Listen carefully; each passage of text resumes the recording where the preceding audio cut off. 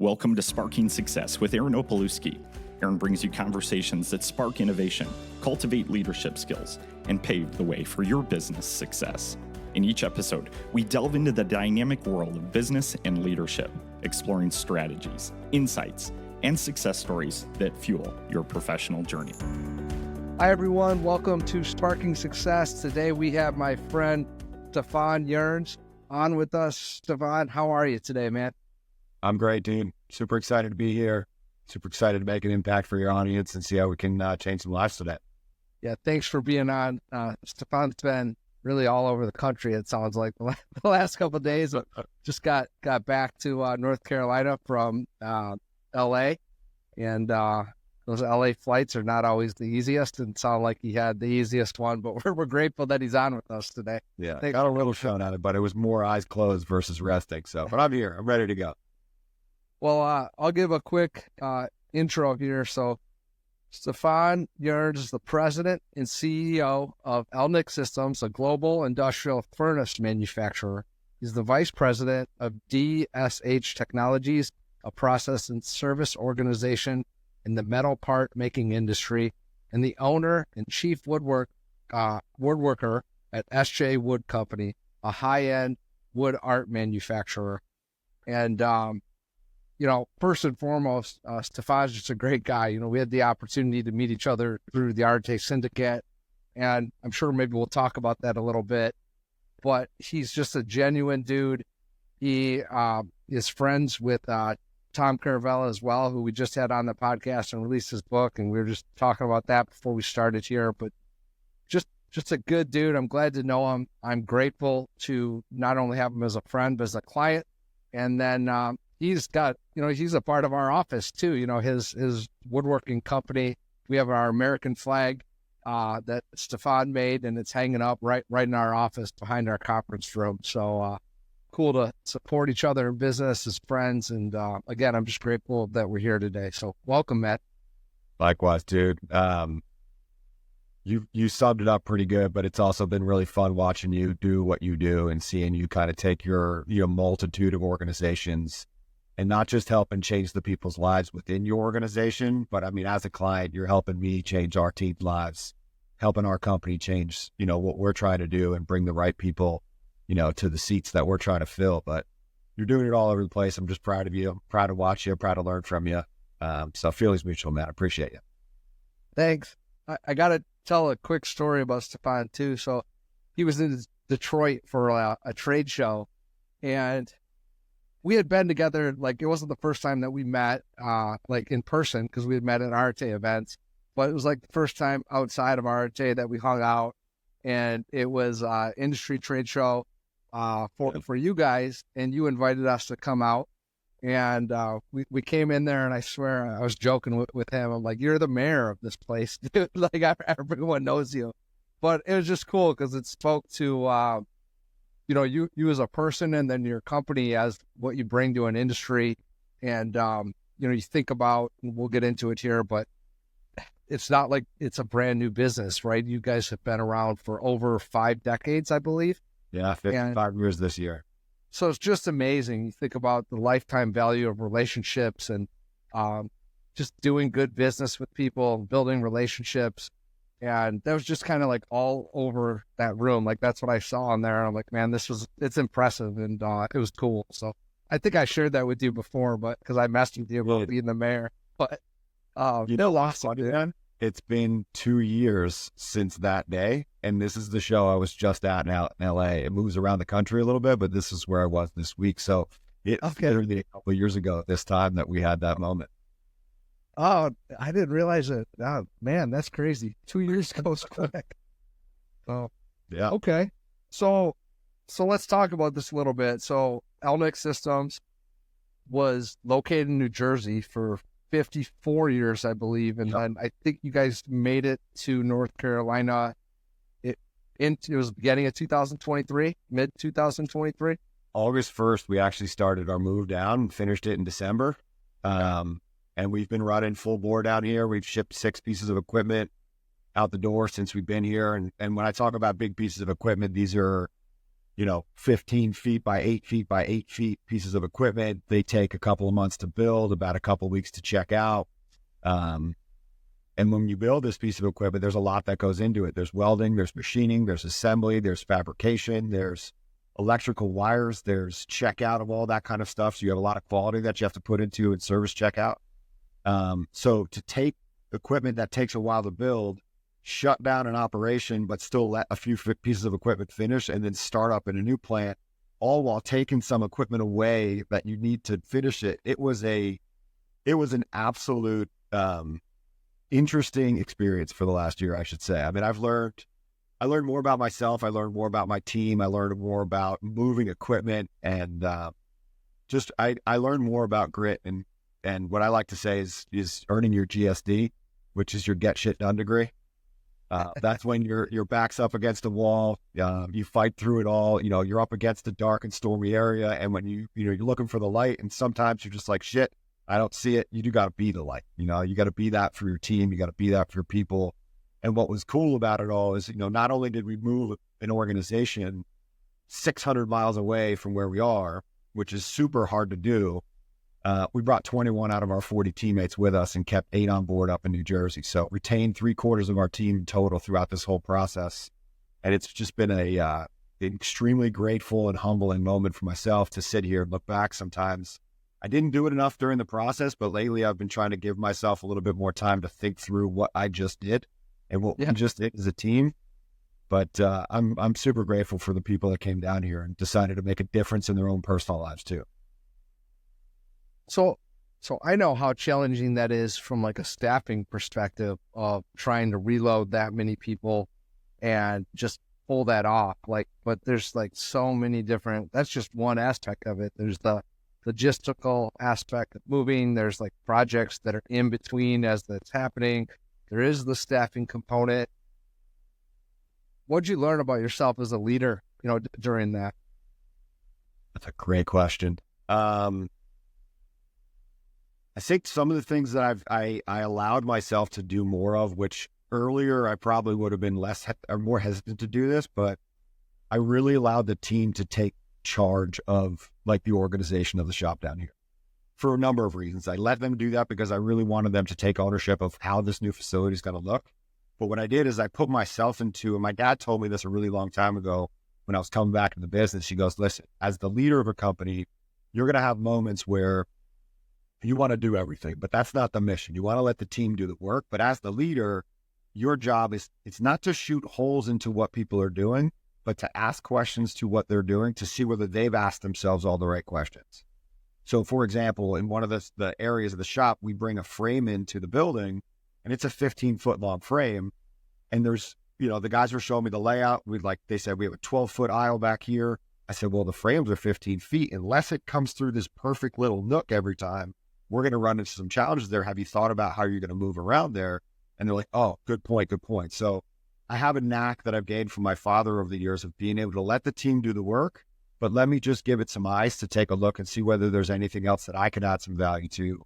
And I've given them the ability to really grow. So the people that are here, I've let them really take charge in how things work, not just layout. They've helped us paint floors.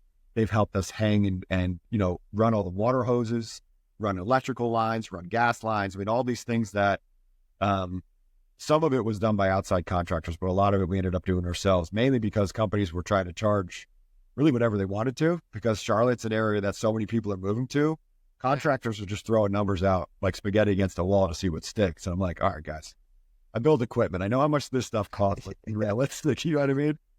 Also, they're probably figuring, well, someone's got to do it for them. So it's like, yeah, I'll do it myself.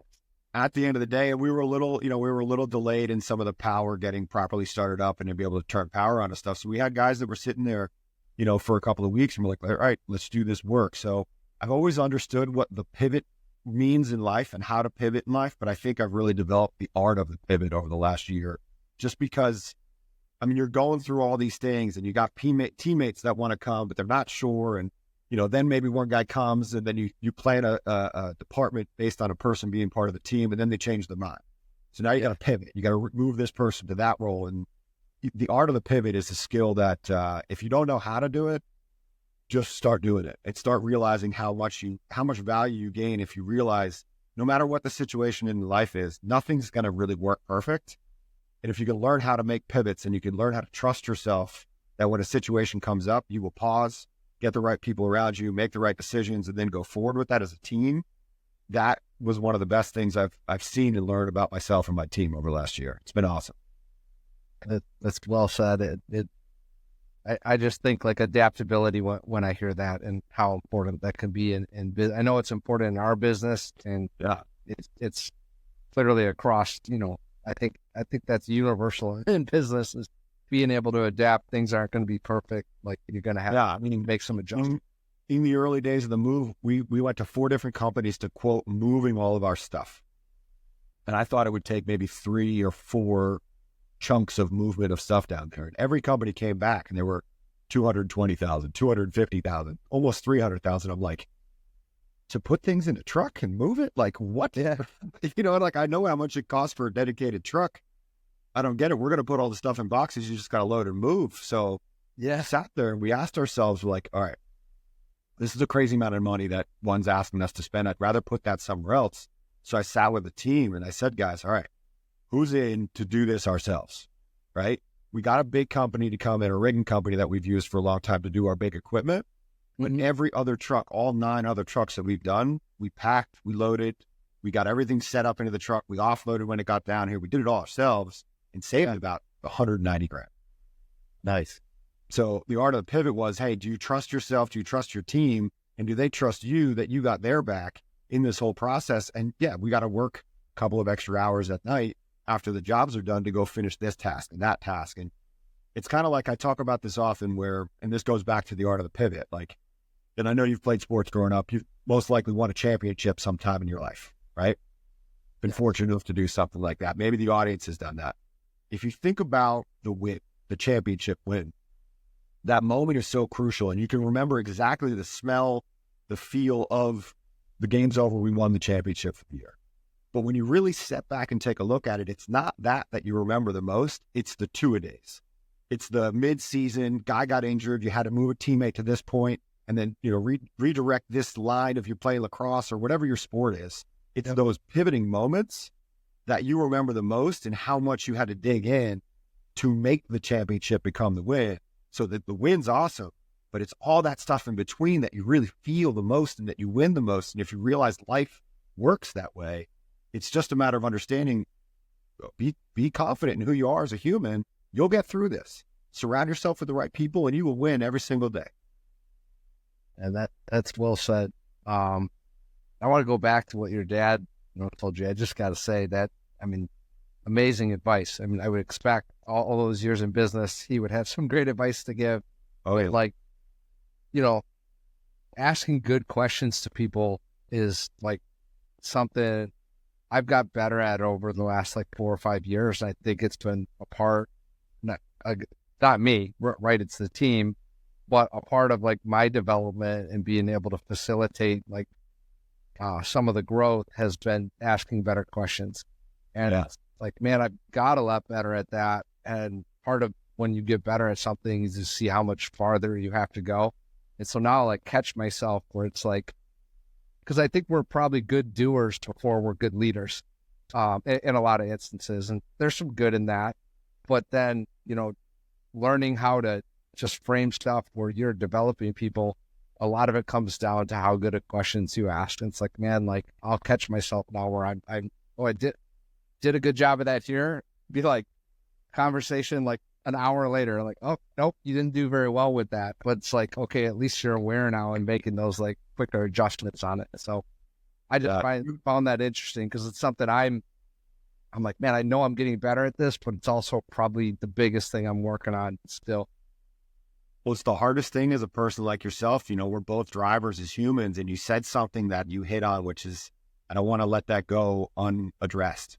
You said we're good doers before we're good leaders. In order to be, I've been a huge believer in this because this is how I've lived my life through this company. In order to be the best leader is one that has performed the tasks of all the things you're asking the people underneath you to do, because it's not, hey, I need you to go do this. It's, hey, this is what we need to accomplish. This is where you can find the resources. talk to these people about this. You're giving guidance because you've performed the task before. You still want them to do it, go through the process, but you're being a better guide for them in life versus just an asker of completing a task. So to be a doer before a leader is huge. And if someone comes into a business that has never performed the tasks of what they're asking their team to do, it's like you get a little bit more friction from the team because they're like, well, this person's never done what I've done. How are they coming over here and asking me? So if somebody comes into a business as a new leader, I always say, go sit with the people that you're asking to do the stuff and be like, show me how this works. Yeah. Right. Learn about it. Right. It's huge. It's a next level approach towards leadership with your team. If you can speak to the task about the task because you performed it. Good, man. So you guys are fully transitioned at this point into North Carolina, Charlotte. Yep. How are you liking it there so far? I love it. I mean, it's gotten a little bit hot in the last week. So Jersey had, 2-3 weeks of 95-degree days and some humidity. And I think it started last week. And I don't know that it's going to stop till probably September. So it's going to be hot for here for a while, but you adjust. But I love it down here, man. It's become Charlotte's become a melting pot. It's kept its southern charm, but you've got groups of people coming from all over the world. Restaurants are, popping up all over the place. Real estate's going through the roof. It's just a great vibe. It's a great place. Two of the teammates we have, recently had purchased homes. They never had that opportunity back in Jersey. So feeling and seeing them go through that process and seeing that become a dream that they're achieving, bro, it warms my heart so much every single day to step back and be like, we're doing it. We're doing exactly what we said we were setting out to do. And it gives me such joy and pride to see teammates make those leaps in their lives. Yeah, I think, and I know you did a lot of research on this, so I think you would agree or say, yeah, this is part of the reason we're here, but we're tracking a lot of data out of the Charlotte area because we're on a centralized model. We're working in 42 states, but we went from 9 offices to post-COVID, centralized it into one location here in the Metro Detroit area, and then we do a lot of the work from just traveling there. Or remote on conversations like this. We do a little bit of all of that. But we call them igniters, but after we cross our next big igniter, we're looking at picking a hub to put another physical location in. And top of the list right now is Charlotte, North Carolina. It's because you look at the ability to do business. Like, business is hard everywhere, but just how the state is set up. And it's like, hey, is this a friendly business environment? Yeah. Are there people moving here? What's the cost of living? It just checks every single box right now that at least we're evaluating. There's good manufacturing data coming out of there, even better, because look, companies like you guys are moving in from other states.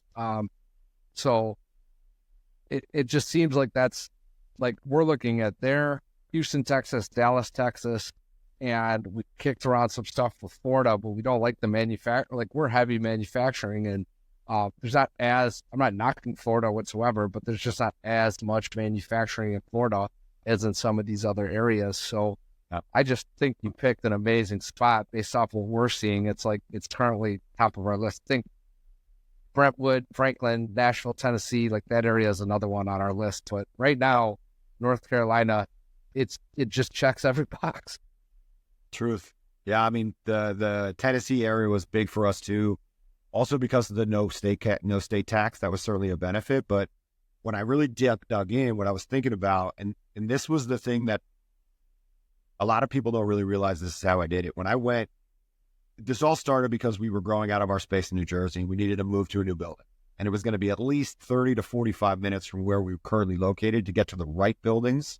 So like, man, people are going to have to move, right? Yeah. Now, if they're going to have to move, maybe they would go to PA or New York because it's lower cost to live in. And then I did the same analysis. Are people moving there? Because longevity of continuity of the business wasn't as great. So I went all the way from New Hampshire all the way down to Florida, and I canvassed all these areas, checking all these places. And every time I was looking for places, like a lot of people would go there and be like, man, I could live here. I went here and there and everywhere else. One, looked at a building, but two, I looked around the neighborhoods to see where my team would want to live. Is it affordable for them? Do they find the right homes? How are the school systems? I didn't think about myself at all until the end of that process. I wanted to make sure that I could live in a place that I felt good, comfortable. I mean, my first choice was Montana, but nobody really would have come with me. Although I found 3 guys on the team that would be like, we would have come tomorrow, man. That would be great. But again, longevity of people. So the thing about Charlotte that's the greatest out of all these areas, they've had almost 50,000 people a year for the last 5 years moving.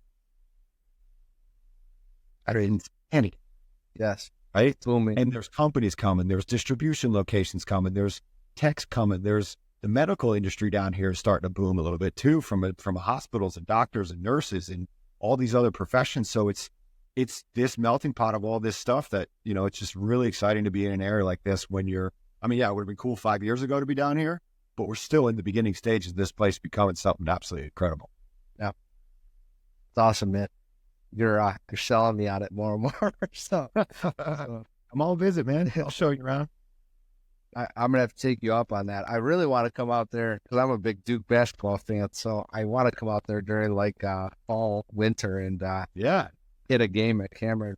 Finally, I've much better temperature than August, I'll tell you. So I wanted to ask you, and it's just more me curious, right? You said you were out of the business, you came back in, you know, you were part of I think it's fair to say, a succession plan to come back in and take over the business. I don't know, you might have told me this before, but I don't remember. So sorry if you have told me this and I didn't listen well enough. But you know, you come back in, you now had this big transition, but like there had to be points of that where coming back into the business and assuming a leadership role were tough, or, you know, things that like we talked about, kind of lead by example, in my opinion, that you probably had to show that to your team. Can you walk us through, you know, how did you do that? How would you recommend someone in that position would apply themselves, you know, to be able to do that and do it well like you have? That's a great question. And it's amazing timing. So recently, a good friend of ours together, Josh Kosnick, who you know, put on an event out of the Midwest area for like the local unofficial Artane meetup of people. Yep. And he was amazing. He had people from California to Charlotte to all over actually meet up in the Midwest versus just the people in that Midwest area. But he'd asked me to come and speak specifically about all that stuff and tie it into what you just asked me. And I don't really speak a lot about myself. If you were to text me and ask me to take 10 hours and talk about work stuff all day, I can do it blindfold, right? But talking about me was kind of new for me. So I spent a lot of time digging into what were the 4 life lessons that I've learned along that path that I feel like I could share with people, and how to get yourself, whether it's through your own company, whether it's into a new business, whatever it is. And I tied it down to these 4 things. And the first one is getting alignment. And what I mean by that is, what is it that you like, or what is it that you're good at? And most people ask that question. It's like, I don't know what I want to do. I don't know what I want to do, right? What if you like the smell of cut grass, right? If you like the smell of cut grass, you can open a landscape company. You can work for a company that makes mower equipment or lawn and landscaping equipment. You can work for a golf, you know, facility and become a greenskeeper kind of scenario. There's so many paths you can take, all tied into, I like the smell of cut grass. So get alignment with what you're really good at. So for me, I always liked helping people, right? Since I was a kid, I was always the friend that you could call and I'd always be there for you. When I left school and I went into the finance industry, I worked as a planner. I loved helping people plan out their lives, investments, insurance, estate planning, retirement, kids, whatever it was. I loved doing that help to give people information and let them make decisions for what it was. So I got aligned with, I like to help people. So when I came back here, everywhere I moved within the business was, how can I help the people that are either right around me? How can I help a system that needs to be built? And then the next thing was me really saying yes as I moved through that company. So first one's get alignment. The second one is, what's your fuel source? So my fuel source came when I was 29 years old. We lost a deal to our biggest competitor in the United States. Would have been our biggest deal ever, $2.5 million. And at that time, that was pretty big. It was 4 pieces of equipment. We were all stoked, excited. My dad and I left the meeting, and we walked out of there being like, this is it in the bag. We got this, right? No problem. Felt good. You're like, 3 weeks go by, we hear nothing. We're like, what's going on here? So made a couple calls, asked around a little bit to the people that we knew in the business. And it turns out our competitor went there the week after, And he sold the CEO of the business on this one line. It's the shittiest friggin' sales line I've ever heard, but I love it because it gave me my fuel. What he said was, Elnik is the best equipment maker in the industry, hands down. But look at the company. You got a guy between 70 and a heart attack and some young punk out of finance. What does he know? The company's not going to be there at 70. And I was just like, whoa, dude. Like, that was my bet against me moment. Like, Dana White's been saying all those times for the last couple of years. Like, that was my moment of like, shit or get off the pot. I'm not going to let somebody sit there and define who I am. I'm going to let myself define it. So I went out and got involved in every association that I could. I got involved on boards of directors for the different various associations, the marketing committees. I moved to Germany and learned everything that happened before our equipment, mixing material, how do you mold it, how do you cut molds, all the things that before you put it in my furnace to bake it, all the stuff that you need to do beforehand, so that when I came back from all that, I could sit with anybody and talk about any topic. And I could also help you from a financial point of view. How do you look at things from a business perspective? So that was my fuel source. Somebody said, you can't do this. And I said, try me, right? Just watch. Exactly. Hold my beer kind of moment.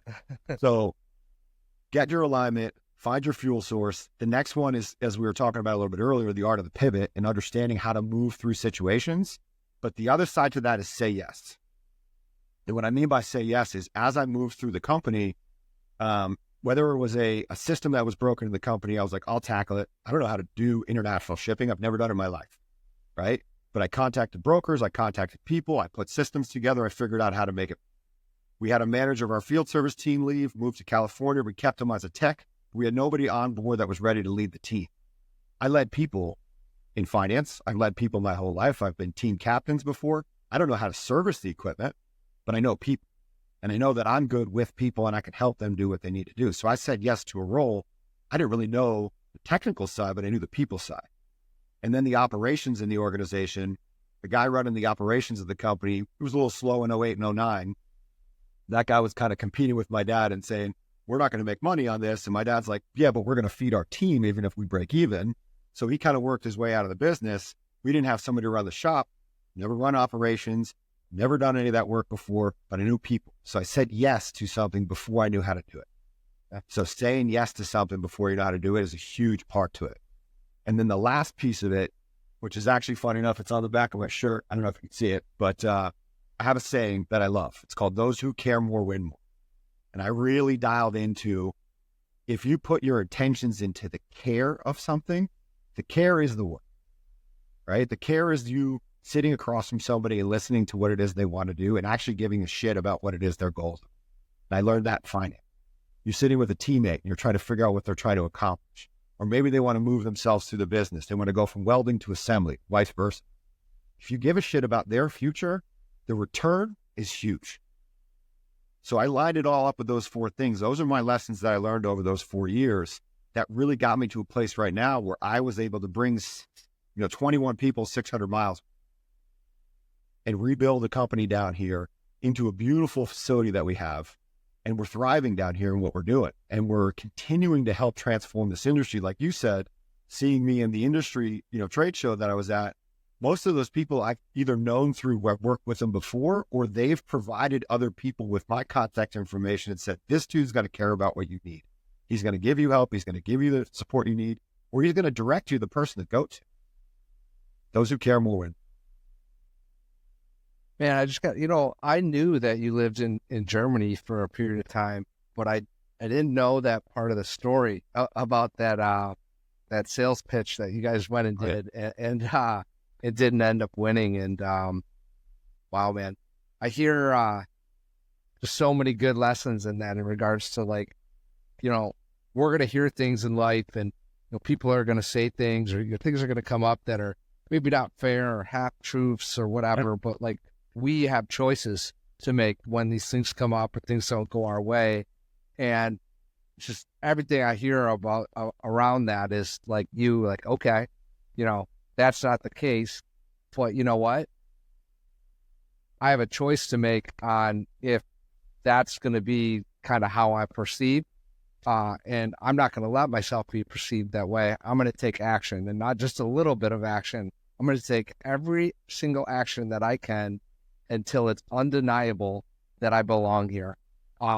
That's amazing, dude, because like you literally moved out of the country as a part of that to really just learn your craft and about this business, like even more so. I just think it's amazing. That's very impressive. And there's two quotes that I tag to this also. I'm a huge quote guy. So anybody's got good quotes, you can always find me or just tag me on my stuff. So there's one I heard a little while ago, and it was, the magic you are looking for is in the work you are avoiding. I'm going to repeat that. The magic you are looking for is in the work you are avoiding, right? So my magic was, I want to be the best at what I'm doing. I got to go do the work. So don't avoid it, go run after it. And then the other quote was, I think I have it written down here somewhere. It was something to the tune of like, if you want to be a starter and you're not, play so good it's undeniable. Mm-hmm. Don't even give them a chance to ask the question whether you should be in that seat or not. That's right. Should be no question. Love it, man. I love it. Okay. I wanted to ask you another question, because you're in an industry where you provide to a bunch of different sectors, but you look at some businesses right now are not doing extremely well, or they're going through a season of challenge, whether it be, it's there's always reasons, and like, it's the election year, it's this or it's that, all this kind of stuff. Yeah. I know that you guys are well set up strategically within your client base. But what are your thoughts on, I have my own, but what are your thoughts on where things are at from a business standpoint, where we go from here? I think we both know there's challenges out there. Part of moving your company was due to cost of living, and, again, from a place of care for your team, very intentional, like it says on the back of your shirt. Like, people aren't going to remember what you say. They're going to remember how you made them feel. They're going to remember the actions that you take. And you were intentional about that. You literally scoured the whole East Coast for the best place to relocate this business. And you started it not with you, as you said, but with your people. So, I'm very optimistic on stuff. I guess I'm just an optimistic person in general. And it's like, hey, we're gonna figure this out no matter what. But I don't deny that there's challenges out there right now, or things that are on my mind, like compensation for our team and keeping up and beating inflation is like number one on my mind, always making sure that we hey, one industry's down, but like overall we got to figure out how to be up. Like, these are the things that are always on my mind. What's your take on just the overall business climate right now? How are you guys approaching that? What do you think in general? That's a great question. And, I'd be foolish to not be fully honest and open. I mean, we're slower right now than we want to be because of the way the world is, for anybody who watched you can't even call it a debate yesterday, but whatever the fuck took place on that TV screen yesterday was comical. But, a lot of people right now, they're in a position where they're asking themselves the question of, okay, if it goes in this path, we've lived this for the last 4 years. We might know what it is, but we know that there's potential for more costs coming in. If we go another path, we might have tariff costs that are going to increase what we're doing. So people are in an unsteady state of not knowing what the future holds, right? Yeah. But every single day you wake up in the morning, you don't know what your future holds. You can plan everything you want to. It's never actually going to go the way you want it to go. So you got to be confident in what you're doing. For us right now, and even at this show we were just at, and we had another show the week before that, whenever we get to a state where we know we're a little bit slower in terms of our own order intake, what we try to do is foster our customer relationships and try to see what help we can provide them. If it's not a piece of equipment, maybe they need a new vendor, maybe they need a part supplier, maybe they need something else, where we can at least point them in the direction so that the last person that I don't want to say the last person, they never forget who we are and what we're doing for them. So if you're not making a direct sale, how else can you help your customer find something? It might not be a monetary benefit for you right away, but it will be down the road, right? You're planting the seed for later. So right now, I know there's probably going to be a huge influx of orders before the end of the year because people have budgetary money, the election's kind of done, they know what's going to happen. And a lot of people have pushed projects into 25 just because of where they're at right. So you got to get smart. If you're in a situation like me where I'm low volume sales, high dollar amount, I got to be smart in what we're doing. So maybe we're not working overtime on all the projects we would normally go put overtime in. If we got guys that need some time to do stuff, we're going to cross-train them and teach them into different roles in the organization. We're seeing some things could be a little bit busier, or maybe we're a little bit behind. So use opportunities to make your company better, right? If we're slower, I get to go build better systems, and I get to get the team to reinvest in the systems that we have and say, hey, this hasn't really been working as great as we wanted to, but we haven't had the time to invest into it. So, I mean, as a business owner, you should be financially smart in terms of getting yourself into a position where if things slow down, you've got a fund and resources where you can keep the business operational. Yeah. And you just be smart about how you do it. So if you do a lot of benefits, maybe I've in the past, in 2008, 2009, when our company got pretty slow, we made people, go to 4-day work weeks and 3-day work weeks. We still employed them, but we had to go a little lighter work weeks. Other ways you can do it is you can cut some of your company benefits out. So you still offer 401k, but maybe for 6 months, you don't match that 401k. So you got to look at all the ways your finances work within your business and make decisions that are appropriate. But the most important thing to this whole part of it is be upfront with your team and explain to them what's going on. Give them an idea what it's going to look like in the future. Hey, things are a little slower for the next couple months, but I've personally been I've probably quoted 30 different systems in the last month, right? They're not all going to come to fruition right away. They take a little bit longer, right? It's capital equipment expenses. It's not like you're going out and buying an iPhone or a protein shake or something along those lines. But you got to be smart and you got to be open with your team, because the more transparent you are, they're there with you. And they might have a suggestion for you that you didn't even think of. That's the stuff that I love to do. That's why I love talking to my team, because I've been around the world. I've done a lot of manufacturing. I've seen a lot of plants being put together and operate. I don't know everything. And you're supposed to think you do. Right? Yeah, none of us do. And so work with each other. You'd agree, if we try and tell our people that, they know we're full of crap, right? So exactly. That's just like.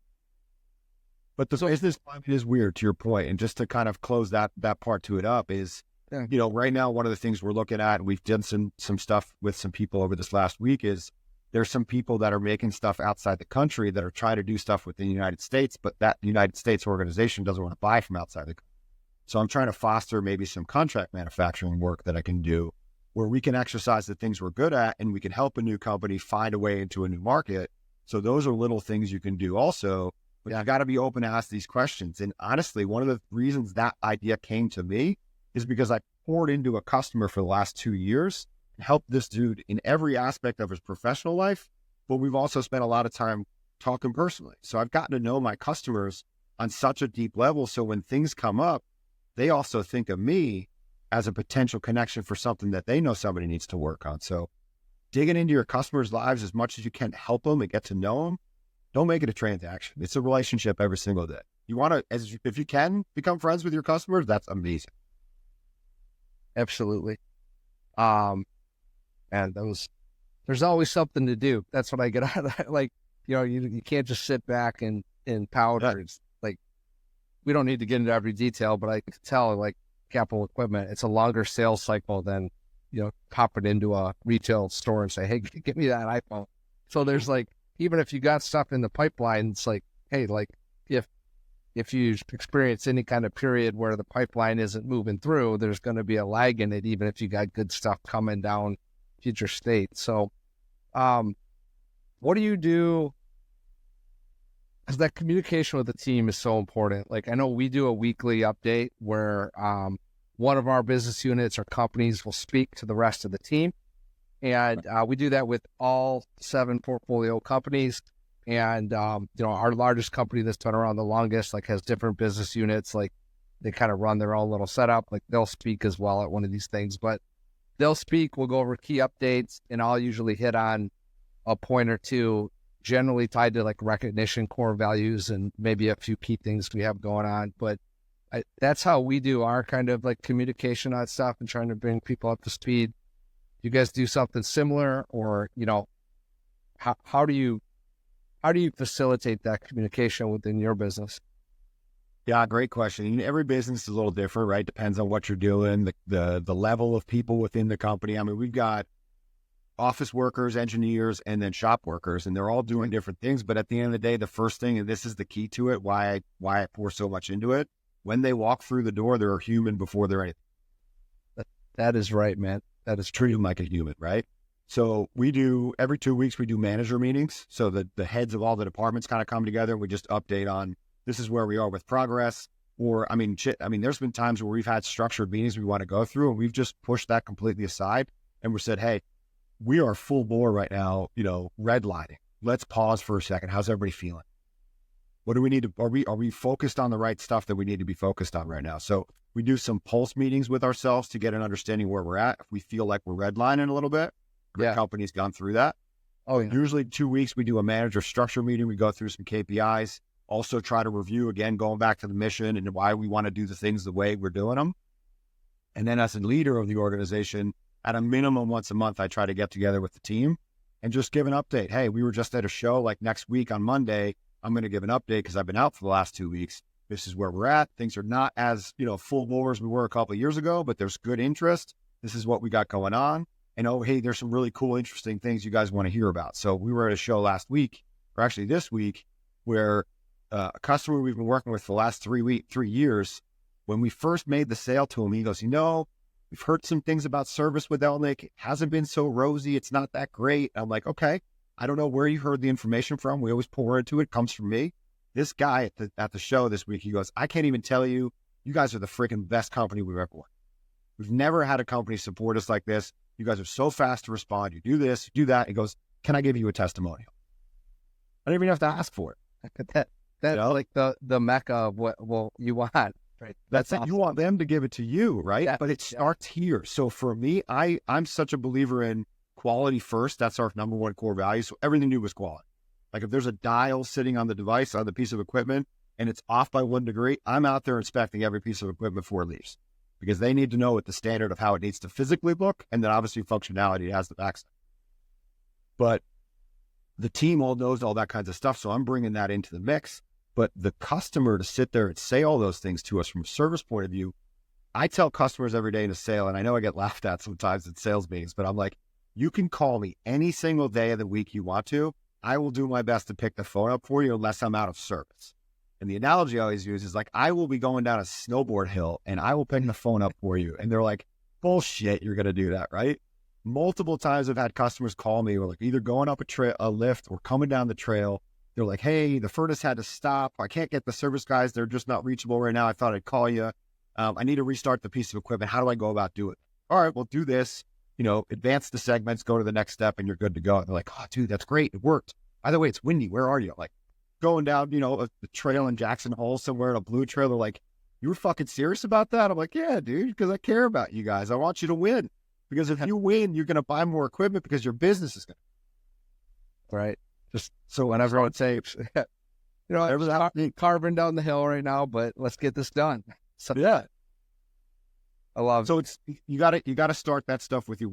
Every business has some level of service, right? It can be broken down in all kinds of different things, whether it's equipment, technical work, physical work, hand holding, discussion, whatever it is. Pour into the service side of your business. That is the number one thing people are going to want to come back to you for. They're going to preach that out to the world faster than you can ever do it yourself. That's well said, man. Anything else you want to share? The world's a weird place right now. So I think we're all sitting here kind of asking ourselves what to do. And, when you look at the noise and you look at social media and you look at all these things, and it ties a little bit back to what I said before about we're in a world right now where you can let people define you, or you can realize that the only thing you can define is yourself. Yes. Right? You have that pivot moment in your life. And I tie it back to something I learned in finance a long time ago. I learned a lot when I worked for originally American Express, but it became Ameriprise. There's a thing called the 3-bucket theory. There's the first bucket of control, the second bucket of influence, and then the third bucket is no control or influence. You can't do either one. The bucket of control only has one thing in it. What would you guess that would be? You. That's it. You are the only thing you can control in this world. Influence is the second bucket. It's a pretty big bucket, right? There's a lot of ways you can influence scenarios. Yep. And then the third one is like, if it rains today and I got to go do an outside workout, I can't control it. I can't influence it.